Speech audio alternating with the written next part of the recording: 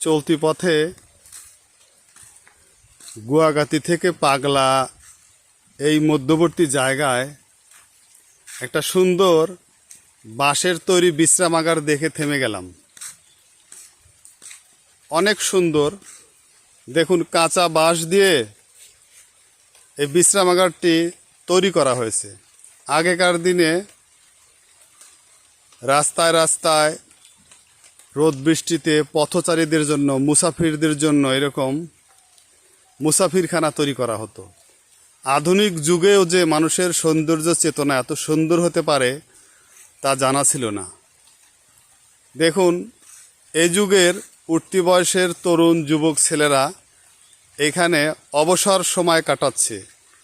উপরে কিন্তু একটা ছাউনিও দেওয়া হয়েছে, অর্থাৎ রোদ বৃষ্টি থেকে রক্ষা পাওয়ার জন্য। পুরো এই বিশ্রামাগারটি বাঁশের তৈরি। এর পাটাতন, তারপরে এর খাম্বা, সব কিছুই কিন্তু বাঁশের তৈরি। তো এখানে কয়েকটা ছেলে আছে, আমি কিছু কথা জিজ্ঞেস করি। এটা কারা তৈরি করেছে?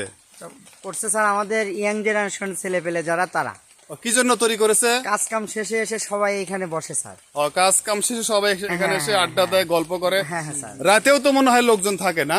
না, ওই রকম রাত্রে স্যার বেশি ছেলে পেলে থাকে না। রাত্রে বেশি থাকে না? না না, সন্ধ্যার পরে চলে যায়। আর এখানে বেশিরভাগ স্যার এই যে চড়াই যারা কাজ কাম করে তারা এখানে আসে, বসে খাওয়া দাওয়া করে স্যার। না, খুবই সুন্দর ব্যবস্থা। তা আধুনিক যুগেও গ্রামের মানুষের সৌন্দর্য চেতনা যে এত সুন্দর হতে পারে সেটা দেখে আমি খুবই বিস্মিত হলাম, ভালো লাগলো। এটি পাগলা এবং গুয়াগাতি এর মধ্যবর্তী রাস্তার পাশে তৈরি। কেউ ইচ্ছা করলে এসে দেখে যেতে পারেন, বসে যেতে পারেন কিছুক্ষণ, খুবই ভালো লাগবে।